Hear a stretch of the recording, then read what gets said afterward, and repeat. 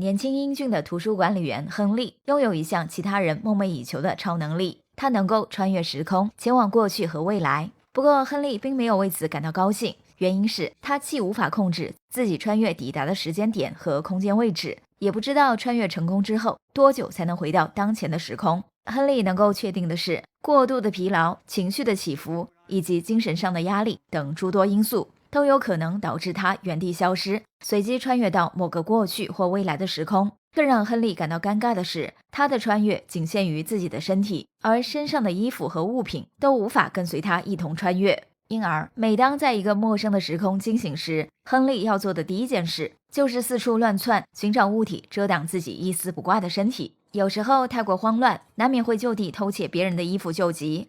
为此，亨利无数次被人当成小偷，追得使徒狼奔，狼狈不堪。好在每次穿越的时间一般不会维持太久，少则几分钟，多则几小时或者几天，他就会伴随着一阵天旋地转般的晕厥感，留下一地凌乱的衣服，穿回到原来的时空。这种不受控制的超能力彻底搅乱了亨利原本平静的生活。他不敢接受任何需要稳定出勤的工作，担心自己会在办公室或开会时突然消失，也不敢参加什么社交活动，怕在别人的欢笑中倏地人间蒸发。更不敢和异性交往，因为他无法给对方确切的承诺，也无法保证能在对方面前永远保持体面。无奈之下，亨利找了一份图书管理员的工作，在日复一日的孤独日子里安静地消磨时光。图书馆书架上各式各样的书本成了他最好的慰藉，直到一名女孩的出现，才彻底打破了亨利这种形单影只的单调生活。这天，亨利像往常一样在图书馆上班时，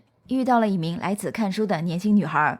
亨利并不认识对方，没想到女孩在见到亨利后，面露惊喜地叫出了他的名字。女孩名叫克莱尔，她声称在小时候见到过亨利。为了证明自己所言非虚，克莱尔还向亨利展示了自己随身携带的日记本，里面详细地记录着两人第一次见面的时间。那年克莱尔只有6岁，亨利则已36岁。很明显，克莱尔在小时候见到的是穿越回去的亨利。当时家境优渥的克莱尔和父母居住在郊区的一栋豪华庄园内，庄园后面是一片风景宜人的树林。年幼时的克莱尔喜欢独自在小树林里野餐。这天下午，当他照常带着食物和毯子在树林野餐时，偶遇了刚刚穿越而来的亨利。亨利正光着身子躲在树丛里向克莱尔求助。克莱尔赶忙拿起地上的毯子上前递给亨利。亨利在用毯子裹住身体后，才走到克莱尔眼前。他坦诚地告诉克莱尔，自己是一名时间旅行者，刚从未来穿越过来，而在未来的那个世界里，他和克莱尔是非常要好的朋友。克莱尔好奇地询问亨利，自己长大之后是不是很漂亮？亨利毫不犹豫地回答道：“那是当然。”这句简单的赞美之词，立时让小小年纪的克莱尔心花怒放。两人就此打开话匣子，聊得十分投机。临别之前，亨利向克莱尔承诺，如果自己以后还能穿越回来，定会和他在这片树林再相见。此后的岁月里，亨利果然频繁地穿越到克莱尔的身边，出现在对方的童年和青春时期，陪他谈天说地，见证着克莱尔从懵懂的孩童出落成亭亭玉立的少女。随着年龄的慢慢增长，克莱尔心里渐渐对亨利萌生了异样的情愫。他最后一次见到亨利是在自己18岁的时候。这天穿越回去的亨利脸上爬满着疲惫和憔悴，仿佛遇到了重大的伤心事。可是当克莱尔追问缘由时，亨利却闭口不言，只是面露哀伤地亲吻了她。亨利的这个吻让克莱尔彻底沦陷，还没等他表明心意，亨利就毫无征兆地凭空消失。自此以后再未出现过。此次在图书馆见到亨利，克莱尔觉得对方比穿越时年轻很多。他随后情不自禁地走上前，抚摸着亨利的脸颊，大大方方地袒露了自己对他深藏多年的爱意。尽管此前从未见过克莱尔，亨利对他的亲密举动不仅不反感，反而有一种莫名的熟悉感。两颗在宇宙中漂流经年的心，在这一刻迅速靠近，最终贴在了一起。克莱尔如同上天赐予亨利的天使，终于让他不必每天再与孤独相伴。在两人交往的3年后，克莱尔向亨利隐晦地表达了结婚的愿望，亨利却为此陷入了犹豫之中。他觉得自己的人生飘忽不定，实在没有信心能给克莱尔安稳的幸福。不过经过一段时间的纠结，亨利最终还是决定向克莱尔求婚。在此之前，他希望将这个消息告诉自己生命中最重要的人。这个人就是亨利去世多年的母亲。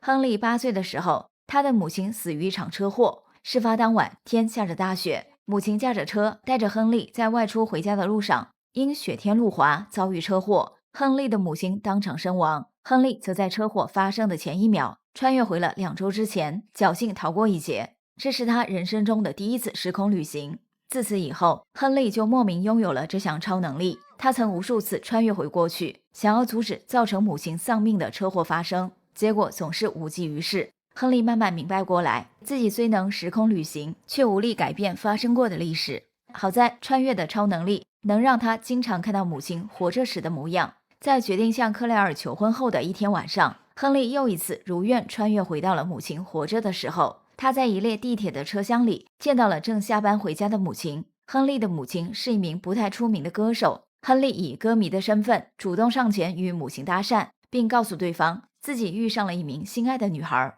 这名女孩像是茫茫宇宙中的一根系在他身上的牵引绳，无论他飘向何方，女孩都会将他牵引回家的方向。因而只有和这名女孩在一起，他才会感到安心。亨利母亲虽然不明白眼前的这个自称他歌迷的男子究竟在说些什么，但还是微笑着向其送上了祝福。得到母亲的许可，亨利依依不舍地和母亲道别，然后在下一站走出地铁车厢。他很想跟母亲多待一会儿，却又很害怕自己会在母亲面前突然消失而吓坏母亲。回到自己的时空后，亨利翻出母亲当年留下的戒指，郑重地向克莱尔求婚。克莱尔欣喜若狂，两人经过商量，决定在克莱尔家族的庄园举行婚礼。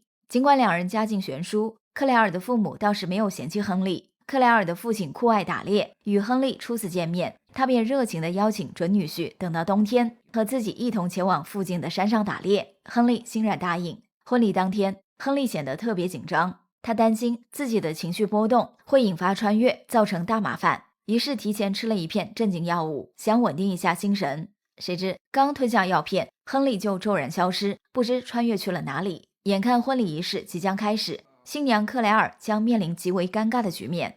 危急关头，来自未来的亨利及时穿越到婚礼现场，给克莱尔解了围。当未来亨利穿上新郎礼服，出现在克莱尔和众宾客面前时，宾客们都没有发现异常，唯独克莱尔一眼就认出眼前的这个亨利并不是自己的未婚夫，而是那位多次穿越陪伴着自己从小到大的亨利。不过克莱尔没有感到丝毫的不妥，而是不动声色地和未来亨利完成了一场浪漫的婚礼。婚礼结束之后，未来亨利飘然而去，新郎亨利重新回到了克莱尔身边。在得知未来的自己临时救场，和克莱尔完成了婚礼后，亨利不禁有些吃醋。他庆幸自己在进入洞房之前赶了回来，否则新婚之夜他就将无法体验妻子的温柔。然而令人啼笑皆非的是，亨利正准备和克莱尔行欢时，由于情绪太过激动，他再次经历穿越，来到了一片熟悉的树林。这里正是36岁的亨利和6岁的克莱尔初次见面的地方。此时的克莱尔跟初次与亨利见面时一样，正独自在树林里野餐。亨利赶忙上前，兴奋地将自己刚刚结婚的事告诉了克莱尔，但他没有透露自己迎娶的是长大后的克莱尔。6岁的克莱尔在得知亨利结婚的消息后，显得不太高兴。他气呼呼地表示，真希望自己能成为亨利的妻子。亨利立时被人小鬼大的克莱尔吃醋的模样逗笑。等回到自己的时空，他将此事告诉了妻子克莱尔。克莱尔对此印象深刻，她笑着告诉丈夫，自己当时非常嫉妒亨利的妻子。闲聊中，夫妇俩都对这种奇妙的感受感到既好笑又有趣。结婚后的第2天，亨利和克莱尔就离开庄园，搬进了一套买来的小公寓。克莱尔本以为自己将开启和丈夫甜蜜的2人世界，可是婚后的生活并不如她想象般美好。亨利依旧会不分场合和时间的胡乱穿越，很多时候克莱尔不得不一个人吃饭，一个人做家务，一个人睡觉，甚至一个人打工挣钱。结婚后的第1个平安夜，亨利又一次经历了时间旅行，而且这一次他消失了整整2周时间。克莱尔只能在孤独和等待中度过了圣诞节和新年。虽然他知道亨利无法控制自己在何时何地穿越，但这种间歇性的丧偶生活仍让他感到愤怒。等到亨利回来后，克莱尔忍不住与其大吵一架，尽情宣泄着自己的委屈和不满。亨利满心愧疚，却又无法改变现状。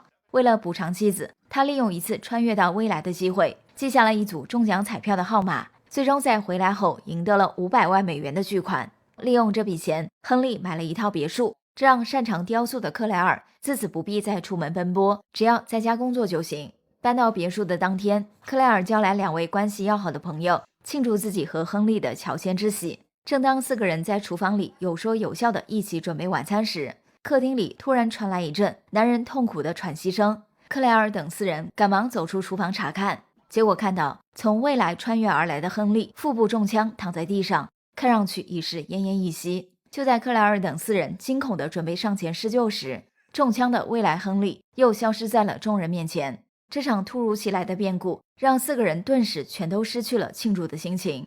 等2位朋友离开后，克莱尔和亨利不自觉地聊起了死亡的话题。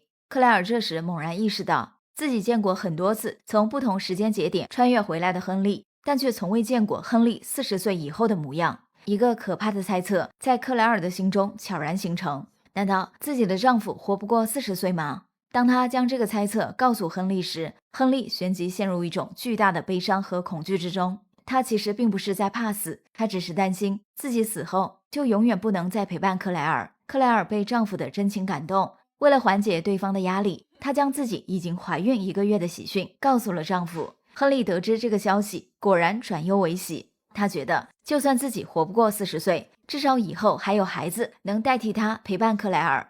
然而命运总是喜欢捉弄人，克莱尔怀孕不到2个月就出现了流产的征兆，最终没能保住肚里的孩子。夫妇俩原本只当这是一次意外，哪知此后的几年时间里，克莱尔接连经历了好几次流产。亨利终于意识到一切都并非意外和巧合，他怀疑克莱尔肚里的胎儿遗传了自己的穿越能力，所以总是会意图离开母体，而导致克莱尔流产。不久，亨利找到一位业内知名的遗传学教授，将自己的种种离奇经历如实相告，希望对方能帮助自己摆脱困境。教授起初以为亨利脑子有毛病，直到他亲眼见到亨利从自己面前消失，才相信了世界上果真有如此匪夷所思的人和事。随后，教授对亨利的身体和大脑进行了细致的检查和观测，他发现亨利在每次穿越之前，大脑神经元都会因异常兴奋而过度放电，这是癫痫病核心的发病机制。简单来说，癫痫患者大多都是因大脑神经元的异常兴奋而过度放电，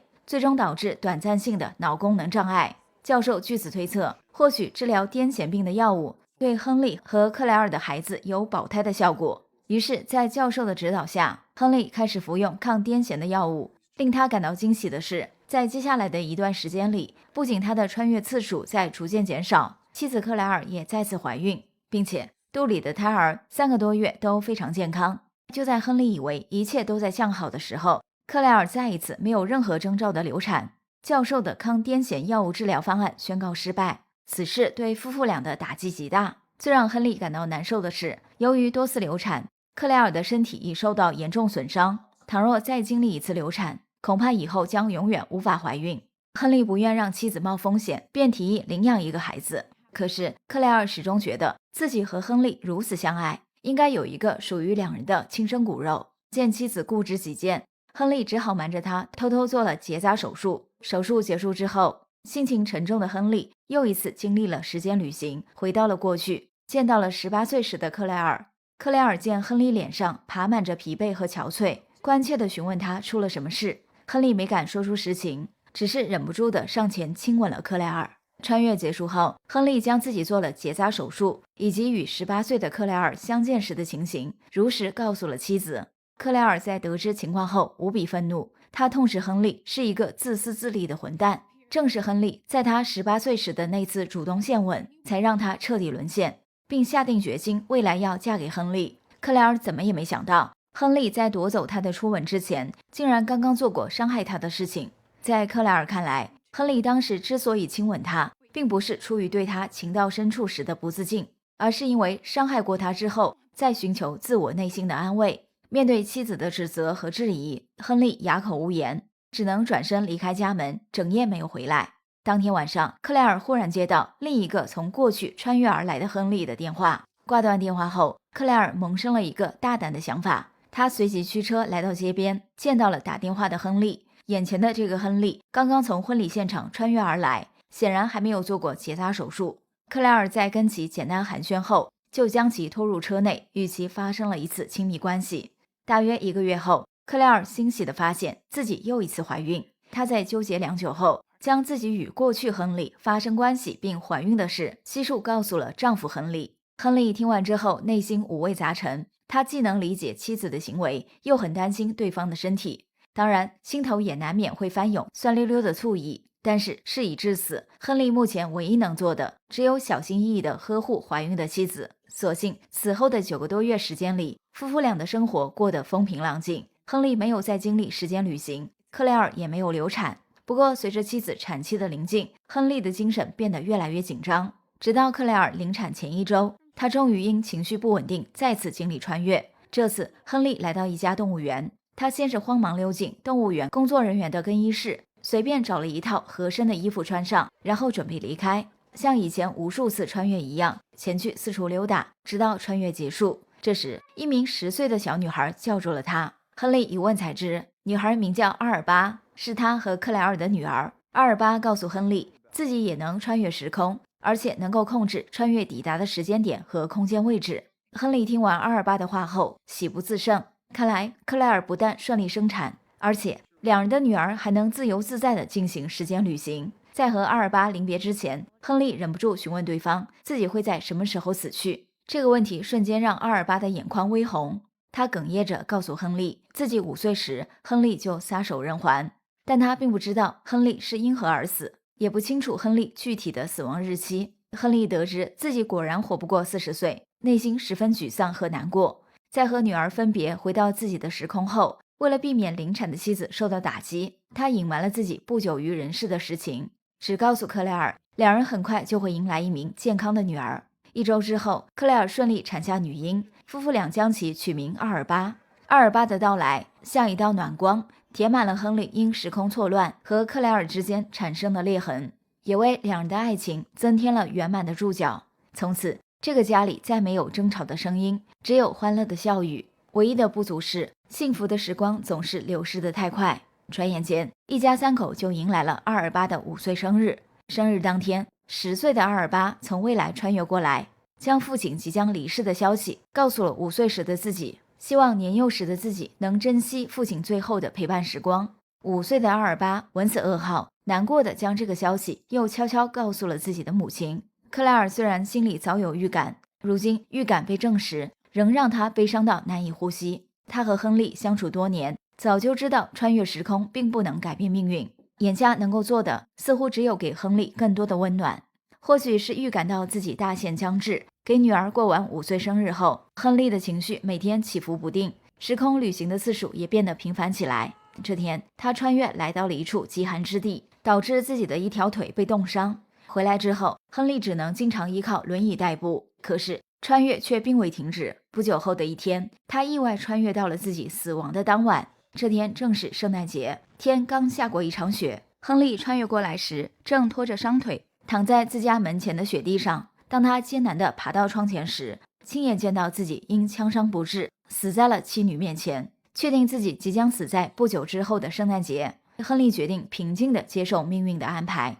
圣诞节当天，他不忍心让妻女单独面对家庭巨变，于是将能邀请到的亲朋好友全都邀来家中做客。在热闹的氛围中，亨利再次穿越，来到一片被冰雪覆盖的树林里。一只野鹿这时正孤独地站在林中，这里是克莱尔父亲常来打猎的地方。巧合的是，克莱尔的父亲此刻正端着猎枪在林中狩猎。只见他远远地瞄准野鹿，而后扣动了扳机，结果子弹刚好击中了瞬时出现的亨利。没等克莱尔的父亲意识到自己误伤了人，亨利就在疼痛中又穿越到了他和克莱尔搬进别墅的当天。在别墅里停留片刻后，他才回到自己的时空，最终死在了妻女和亲朋好友们的面前。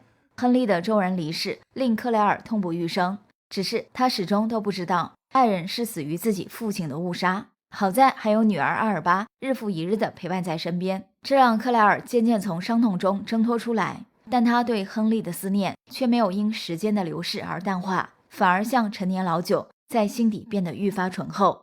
多年以后，阿尔巴出落成了一名亭亭玉立的少女。在一个阳光明媚的午后，她和2个小伙伴来到母亲童年时经常独自野餐的树林里游玩。恍惚之间，阿尔巴看到一个熟悉的身影。在确认对方是从过去穿越而来的亨利后，阿尔巴一头扑进父亲的怀里，并让身边的2个小伙伴赶快去叫来自己的母亲。克莱尔得知消息，匆匆赶来，冲上前抱住尚未离开的亨利，仿佛是在自己的梦里紧紧抓住一位已经逝去的爱人，不想让他再离去。本期的故事来自于2009年上映的好莱坞奇幻爱情悬疑片《时间旅行者的妻子》，改编自一名美国女作家的同名畅销小说。这部小说在2022年又被翻拍成一部迷你剧集，剧中展示的细节内容更多，口碑也相当不错。据说原著的笔触极为细腻动人，很适合女生阅读，感兴趣的小伙伴可以找来读一读。另外，大家如果喜欢此类电影，也可以找一些同类型题材的影片看看，比如《触不到的恋人》、宛如天堂、人鬼情未了、天使之城等，都是带有奇幻色彩的高分作品。好啦，今天就到这里吧。喜欢我们节目的小伙伴，别忘了点个关注，让甜橙的声音长期陪伴您洗澡、睡觉、化妆、开车、吃饭、做家务。下期见。